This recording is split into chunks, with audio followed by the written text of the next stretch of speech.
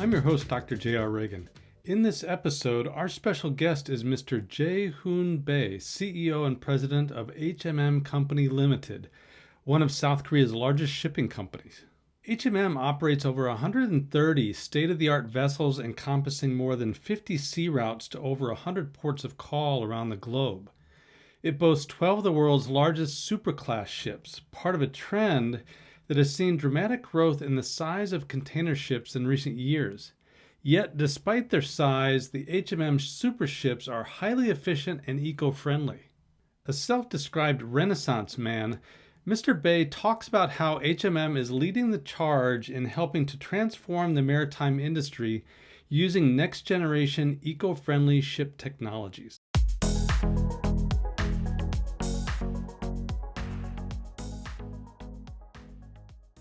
Mr. Bae, thank you for joining the show. I know you're a busy CEO of HMM.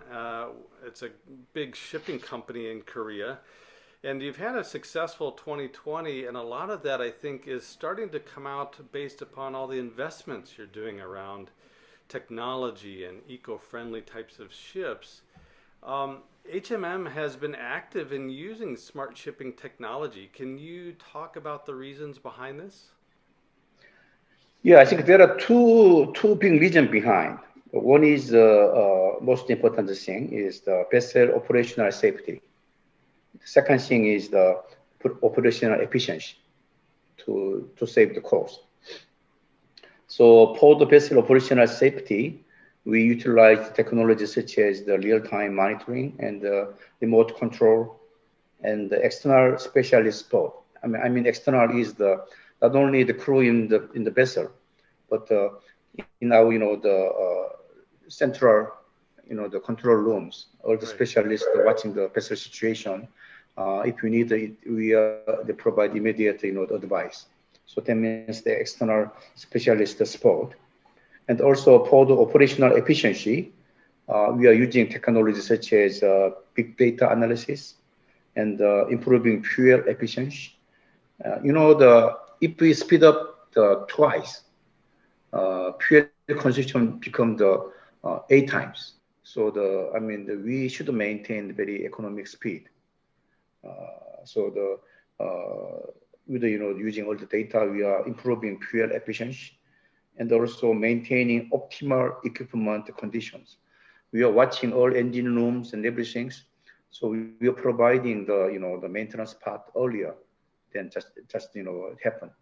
So that we reduce the cost and the time. So those kind of thing is the technology behind, and also detailed technology behind for those operational safety and operational efficiency is technology such as autonomous navigation system and route optimization, weather information updating, and auto berthing, and also autonomous identification system. Those kind of technology is in behind. And also we have technology called integrated maritime information technology. So we watching the wave condition, weather condition, everything, and then we decide the direction of the vessels, those kind of things. And also we are using technology as data communication between the ship to control center, and security. Those kind of technologies behind in those smart vessels. We start our smart vessel from the 24,000 TEU vessels, and this year we plan to deliver 16,000 TEU vessels. Also, we equipy this smart ship technology, and eventually not only those the brand new vessels, but our possessing, the old vessel, we are install this kind of the smart technology one by one. And also, not only our own vessel, we have chartered vessels. A chartered vessel, we will talk with the owner of a chartered vessel, adopting those technology eventually. Okay, that's the plan at the moment we have. And the future technology will adapt to this kind of smart vessel. Technology is like round view monitoring for ship. Not only just front view, but also, the behind, the side, those kind of things. For this, we may use the drone technology also, drone operation technology. On top of the vessel, the drone is watching all the, the situation around. And also augmented reality, virtual reality, those kind of things. So ultimately, we are to pursue technology called digital twins. So in control center, the person is maybe virtually same condition as a person in crew, in vessel, like crew. So to do that, we need augmented reality, virtual reality kind of things. And also wearable camera system. So provide the same condition like a crew. I mean, the crew wearing some kind of, device. Then the guy in the control center is using, the virtual camera, virtual, screen. They're feeling the same thing like him. Not usual case. They say an accident in the engine room. Then, those guys are wearing, the virtual device and they experience the same things. Those kind of things I'm gonna try to push. And the cloud platform, the crew training and simulators. We already have simulators, but we are enhancing simulators. Those kind of things will be future technology you can adapt for smart shipping. And through this, we want to ultimately pursue digital twin. I knew that HMM had been using a lot of technology, and what you described was actually way more than I had understood, which is fantastic. Many car companies are reinventing themselves into technology companies, and I can kind of see that with HMM as well. It's really fascinating. You mentioned before about fuel efficiency as well. And I think you're adopting a lot of eco-friendly technologies. Can you talk a little bit more about that? Oh yeah, actually for the environmental things, we have two major regulations. One is the sulfur oxide, what they call the SOx regulation. So when those kind of things will impact a lot of the climate. Previously, we used the sulfur oxide contain 3.5% bunker. But now they regulate, we should use 0.5% from this year, from last year, from last year. So all the fleet should use the 0.5, the contain, sulfur contain the bunker. But in our case, we installed what they call the scrubber. Scrubber means, without sending those, the sulfur oxide to the air, I mean, in the chimney, we put a lot of water and drop down those, exposure to the air. So we use the scrubber technology. So we can use the 3.5, traditional bunker. So that also can save cost a lot. You can save not only a lot of cost, but also the fuel efficiency means not just using high sulfur, but we should maintain the economic speed. Let's say weekly one time service to Europe. Mm-hmm. If we use the speed like 22, 23 knot, we may need the vessel 10 to 11 vessels, maybe 10 vessels around, because we are using speed of the 20, 23 knot. But now we are using almost 13 knot, very economic speed. Then, the other lead time gonna be a little delayed. So we should put the 12 vessels. That's why we ordered 12, the 24,000 TEU vessel last year. Mm. So again, 13 to 26 is almost twice. Then the bunker consumption is 8 times higher. So the maintaining those economic speeds is very essential. But if we talk about the more eco-friendly technology, I mentioned about the sulfur regulation. So I mentioned we installed all the scrubber. Those 12, 24,000 TEU vessel or 16 TU vessel, we install the scrubber, all over there. But not only them, our own vessel, we already installed, most of our own vessel, we installed the scrubber. Even chartered vessel, we installed the scrubber. Our own vessel, we installed the 89% scrubber, and the total vessel this year gonna be about 84% by the TU. But vessel by vessel, there are different sizes of vessel, but TU wide, we installed 84% for all vessels. But vessel, the quantity wise, we can install the 70%. Another major big regulation is the greenhouse gas, especially CO2. Right. So CO2, even though the scrubber doesn't matter with the CO2, the disposals. It only reduced the sulfur, the disposal. So to reduce the CO2, we need the use such as, for example, the hydrogen, ammonia, or biofuels. So I mean, also slow speed and big size vessel can reduce the the CO2 consumption by TU vessels, by TU basis. But ultimately reduced, ultimate solution is either we use the electronic battery or hydrogen or ammonia kind of things. But battery, my assumption, I was engineer before, my background, my major in the college was WE.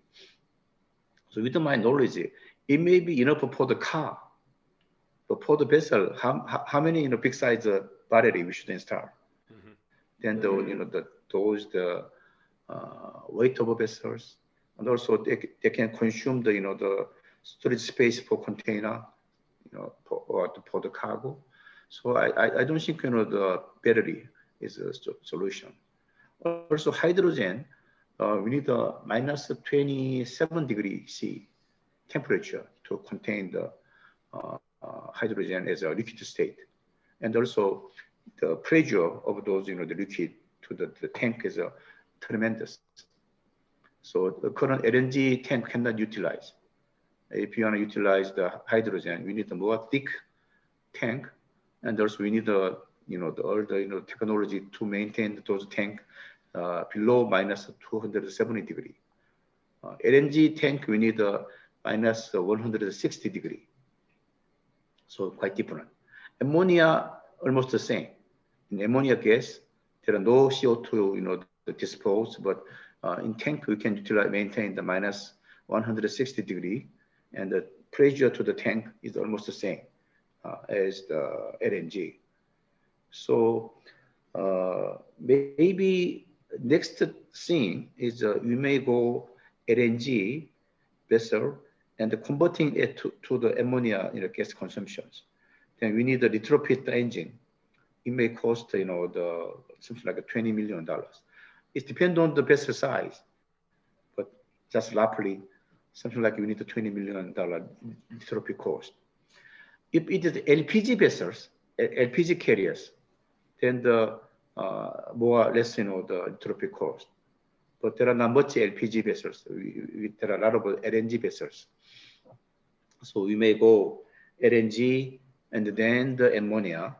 But our bunker technology, the scrubber, we may utilize the biofuel, such as ethanol or biodiesel. In home, we are using a lot of oils, the olive oil, a lot of the oils. We refine those things and utilize it as a fuel. But those things, the quality is not the equal and not easy to correct. So maybe we are thinking something like lignin technology. The pure material, you can take it from the wood chips. So then you can utilize the current, the contained tank of the bunker, the current maybe engine. We don't need much retrofit cost. So I think we already invest, the lot for the bunker plus scrubber. So those vessels may be utilized, we're going to utilize as the biofuel, such as lignin in the future. New vessel, we are not firmly decided. Maybe I'm thinking LNG and convert it to the ammonia later. But problem of the LNG is bunkering, the facility. It is not in the old port. So container vessels, the route is already decided. So maybe you can go there. But in case of bulk vessels, we don't know where they will go. So whether they have a bunkering, capability or not, those kind of things is something we need to concern. So we need to firmly decide. But again, I'm thinking maybe new vessel. I'm thinking to go to the LNG at the moment because ammonia too expensive now. We are waiting until ammonia become more, the cost effective. Then we put the utility cost and converting to the ammonia. But existing vessels using scrubber, maybe go to the biofuel. So that's our strategy at the moment, or our readiness for the eco-friendly technology. So one never knows how much a CEO has to understand about things more than just sales and spreadsheets, right? I think your engineering background is helping you quite a bit. I'm trying to be Renaissance man. I'm drawing the paint. I think you're I'm cooking. There. I make a bread. Well, I'm a terrible cook, but I'm doing soye a lot. So I'm trying to be a Renaissance man in a different way, right? A Chosun man, yeah. A Sunbi. Okay. Okay. Yeah, Sunbi is a very important thing. I mean, I think it's worth it trying to be a good one. Yeah, you are. I mean, already more than pure Koreans. Yeah. I have many things to learn.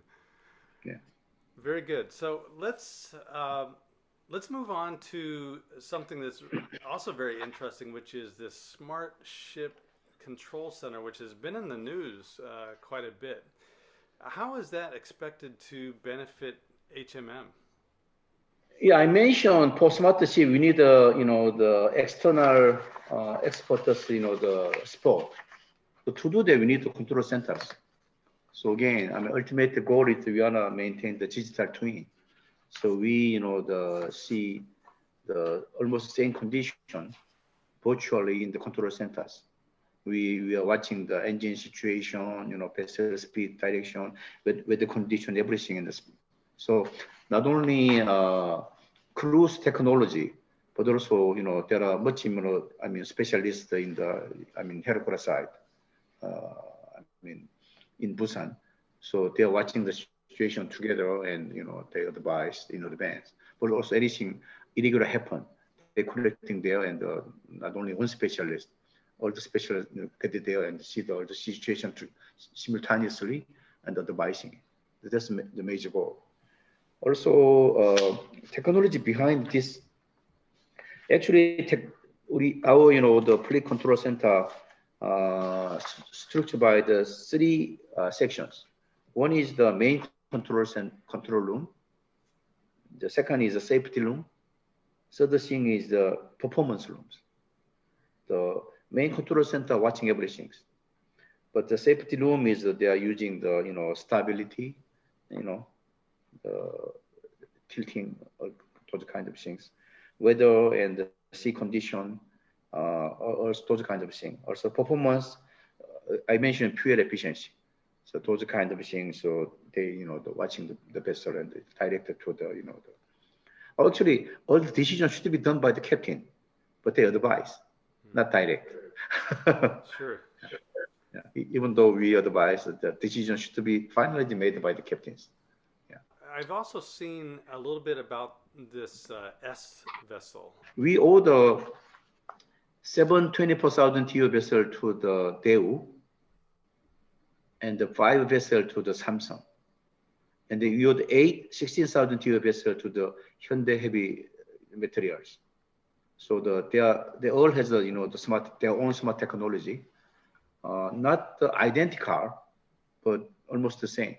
They can communicate with our control centers. So basically, S vessel is the smart vessel technology called by Samsung Heavy Industry, not only the shipbuilding company, but also with the college and also R&D organization and the government. We made a lot of, the co-development, the MOU. So we are jointly developing this smart technology. But the ultimate goal, a lot of people says autonomy vessel. So autonomy car means even though they're a driver, the car, the move just, automatically.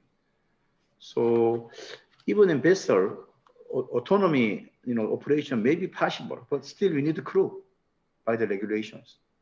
Also, we don't have many crew. Even for 24,000 TEU vessel, we only need almost 20, just around 25 crew total. So the size of that vessel is almost like a tall size of the football playground and 20-story building, but we only need 25 crew. So we may still need around 5 to 10 crew, even though we made autonomy vessels. So in the airplane, they can control autonomy control. It's possible, but still they're a pilot. So I think the captain and the navigators, engineers, certain level of the people we may need, even though we go to the autonomy. Any future plans for additional smart shipping technologies that are going to be adopted?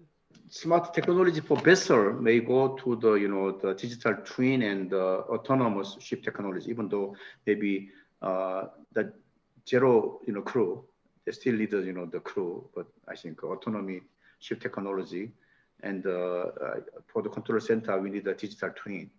Those kind of things is ultimate the thing. So for this.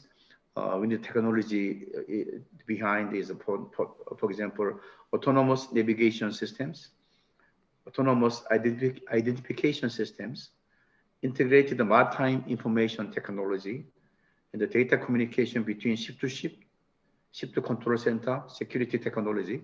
So if you go autonomous, some private kind of thing, interrupt our vessel and it jam, then it can be terrible. So you should, security. But not only, just the vessel alone, but we need, the terminal operations, and also we need, the office work. So we need the technology, something like a hazardous cargo screening system based on the artificial intelligence. And also EBL, I think those kind of things, electronic BL supported by also blockchain technology. Already we have EBL system, but by blockchain, it automatically produce those kind of the bit of rating. And also we may need the instant online booking confirmation and digital quotation system, this kind of things. This is, for the office work we may need. But vessels, we need, the autonomous vessel and also digital twins. That's ultimately the goal. The more I see what's happening to shipping technology in the future, it just says it's becoming more digital and eco-friendly all the time. And I think HMM is at the forefront of that. And I think you as a CEO and president and a self-described Renaissance man, I think are doing very well in leading that. So thank you very much for joining the interview, and I think it's going to be really informational for the people who listen to this. That's all for this week's show. Follow me on Twitter or LinkedIn at Idea Explorer or my website ideaexplorer.com. Feel free to leave comments or suggestions about the show, and tune in next week for more news and trends about Korea technology.